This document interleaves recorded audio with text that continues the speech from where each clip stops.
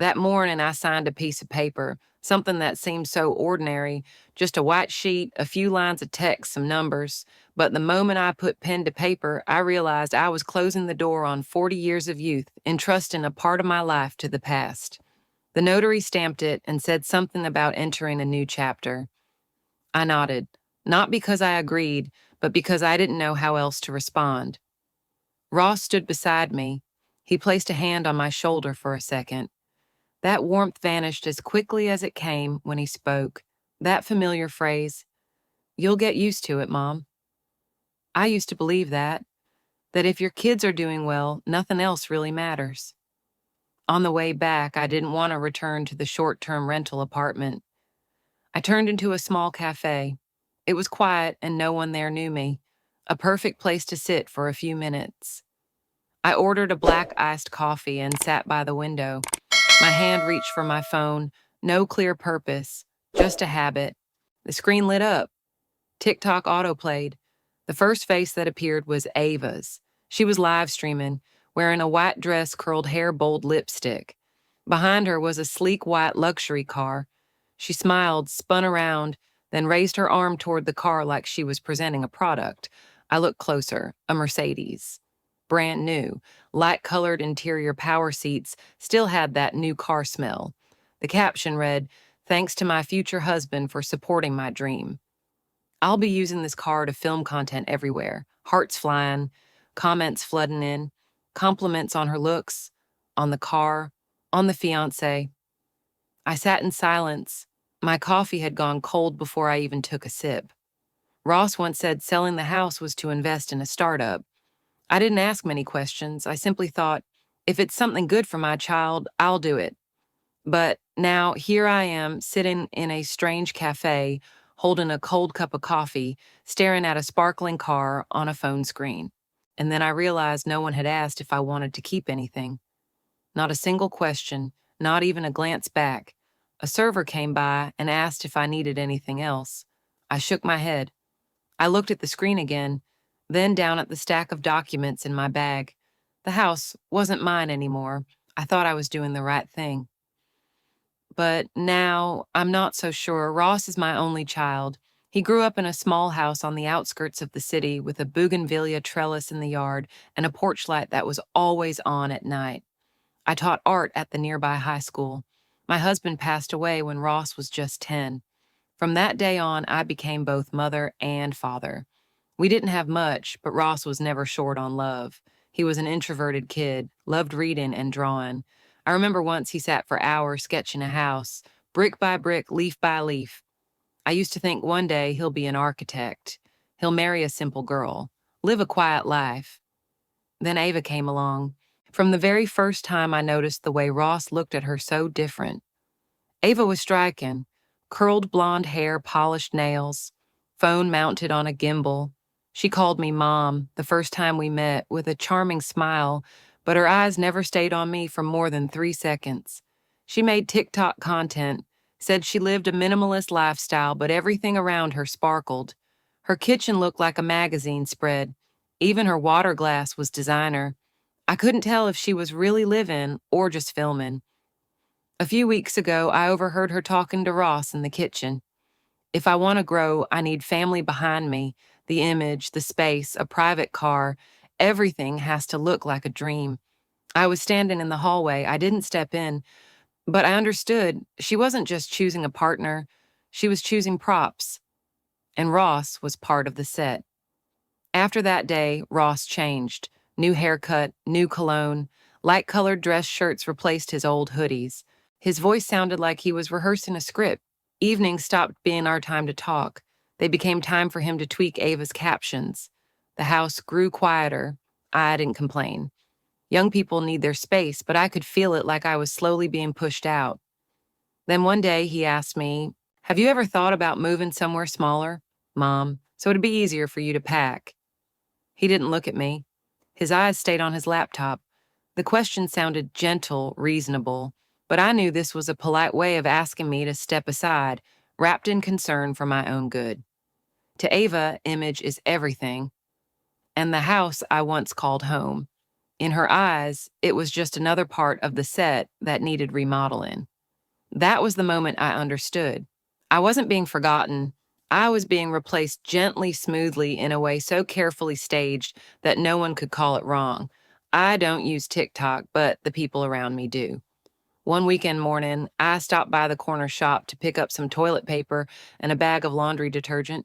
The shop owner, the one who still calls me teacher, saw me walk in and immediately held out her phone. "Take a look.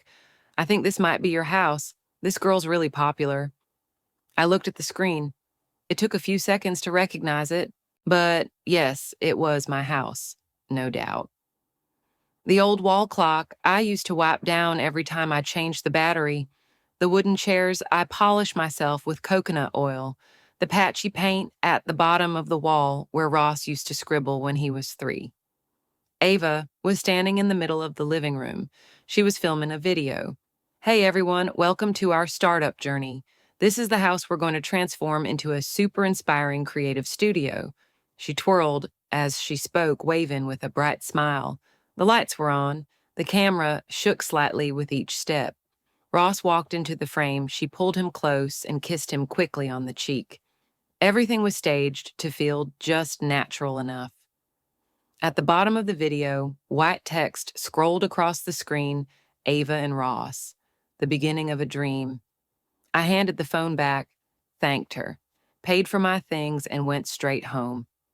Didn't stop anywhere else. That afternoon, I sat in the kitchen and opened TikTok myself. I searched for the video. This time I watched it slower, more carefully, every shot, every angle. The house appeared in full living room, kitchen, back porch, but not once, not in any corner of the frame was I there.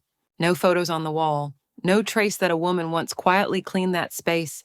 Every day cooked there, every evening did laundry every morning.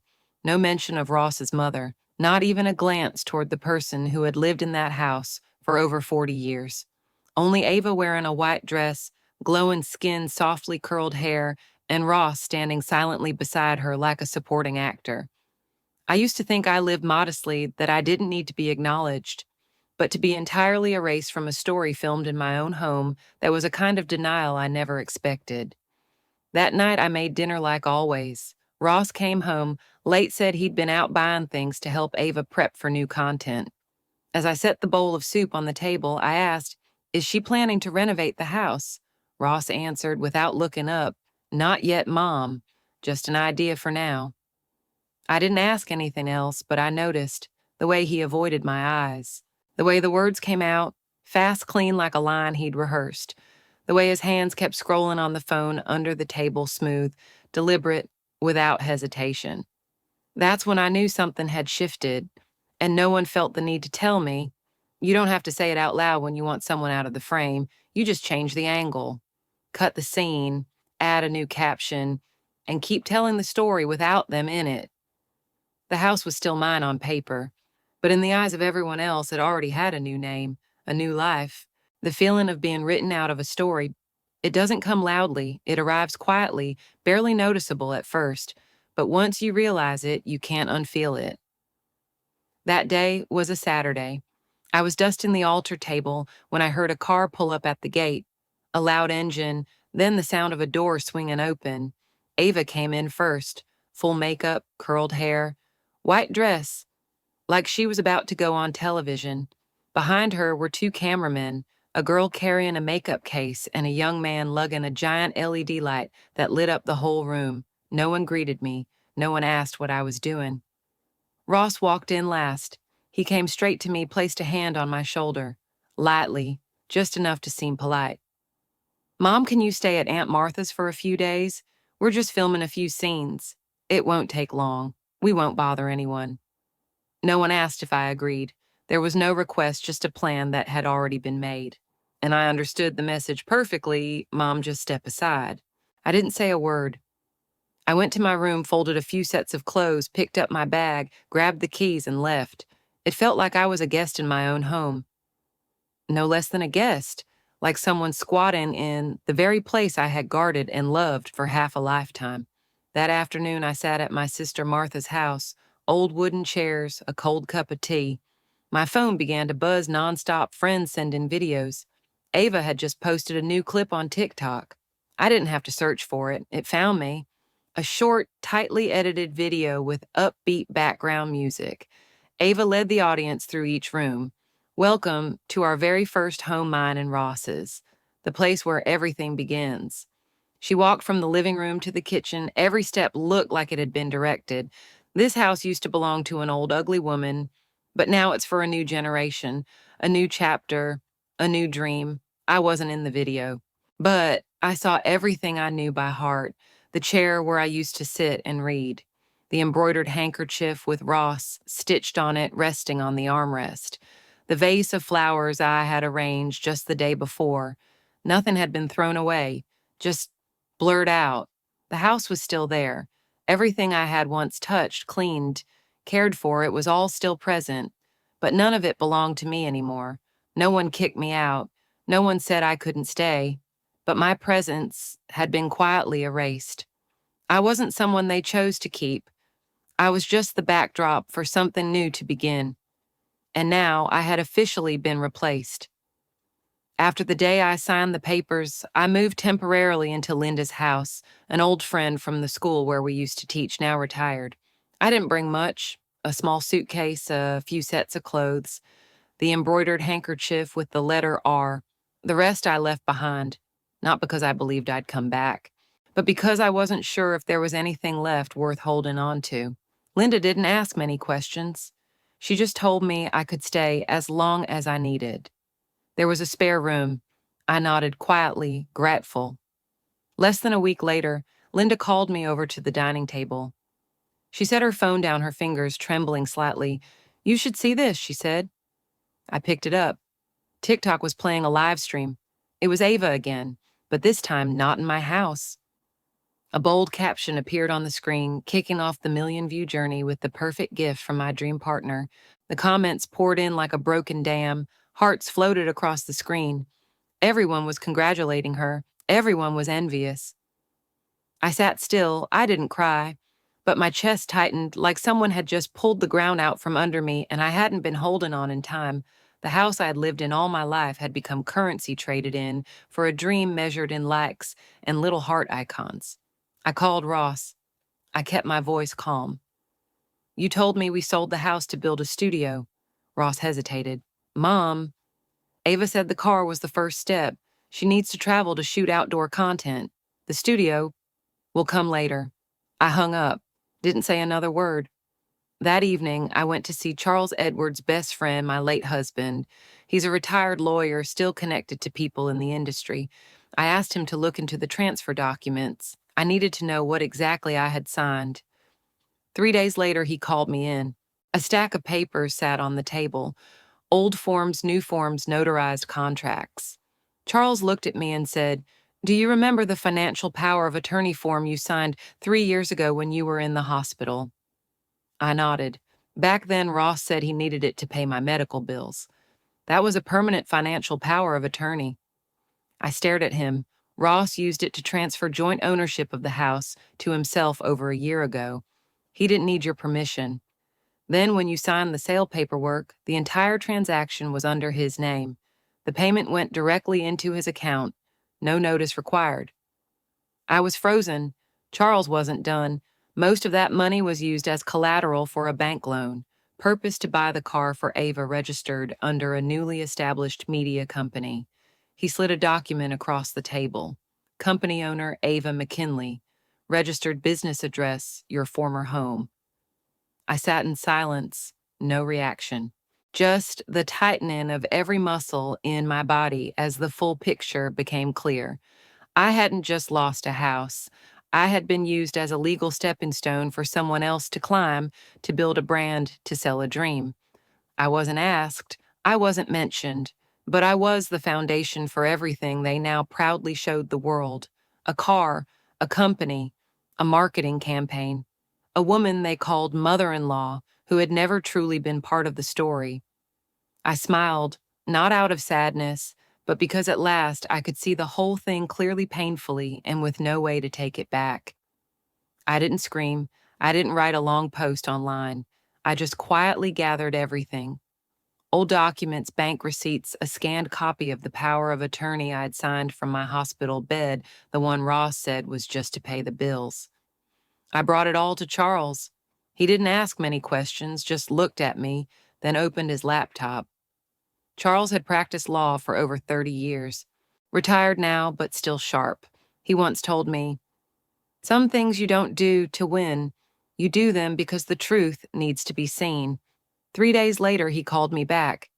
The conclusion was simple. Ross had used the permanent financial power of attorney to transfer ownership of the house, take out a loan, and buy the car without needing a single additional signature from me.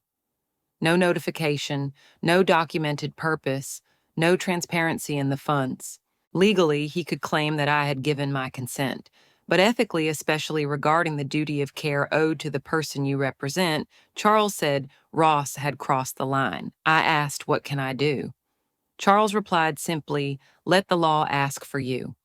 We began. A petition was filed with the district court. The content was clear request to invalidate the house transfer contract due to suspected abuse of power of attorney.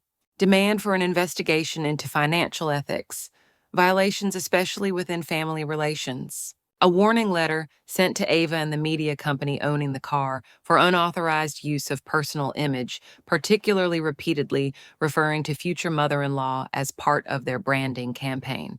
I didn't post anything online, but others began to do it for me. An old video of Ava where she boasted about making breakfast for her mother-in-law was suddenly dug up by netizens. Viewers noticed I appeared in the video in pajamas turned away, unaware I was being filmed. Comments changed tone. Questions began to emerge. Where is that woman now?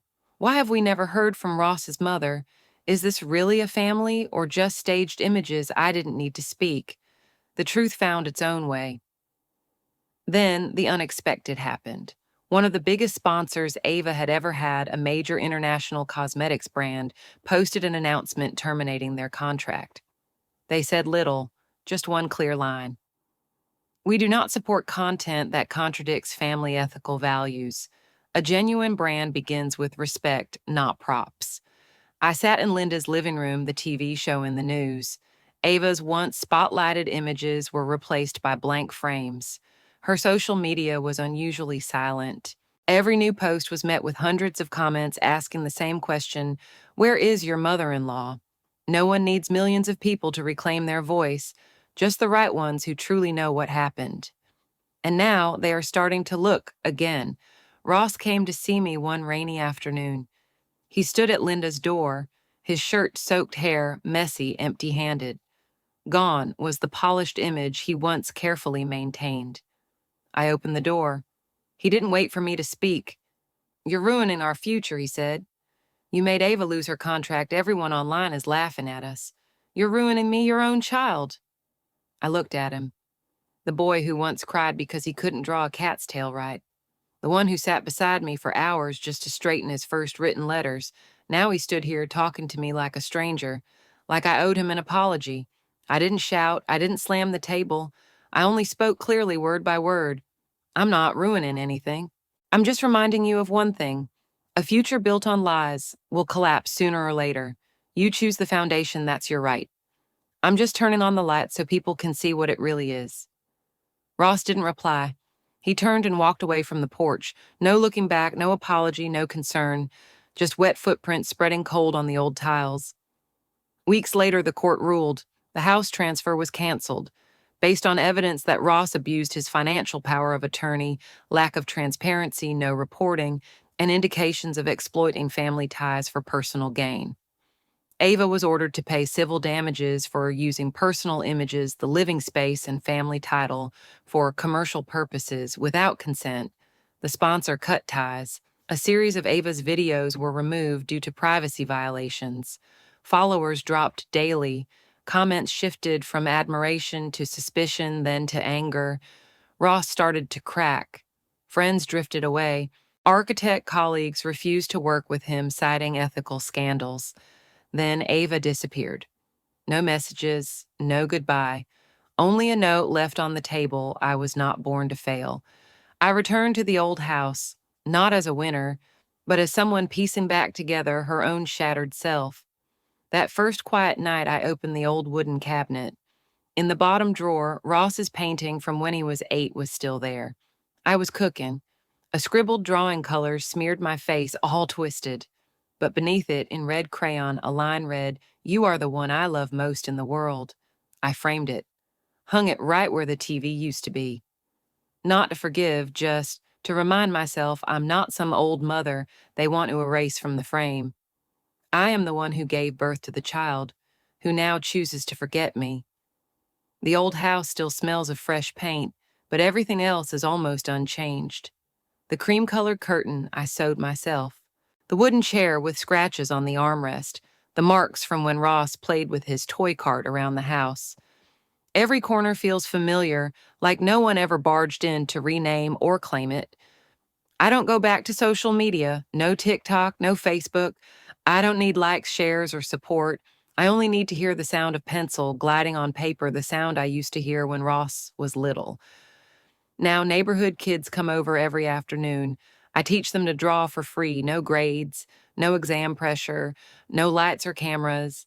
They sit on the mat, hands stained with color, smiling nonstop. They don't know who Ava is. They don't know what a hashtag is. They just draw by intuition, by feeling, and sometimes by heart. I teach them things I once forgot. Not all beautiful things need the spotlight. Not everyone who appears on screen is real. One autumn afternoon, just as class ended, I heard footsteps on the porch. Ross. He stood there, didn't come inside, didn't say a word, just placed a notebook on the step, then turned away. I picked it up, opened it. Inside were pages, familiar handwriting, slightly shaky.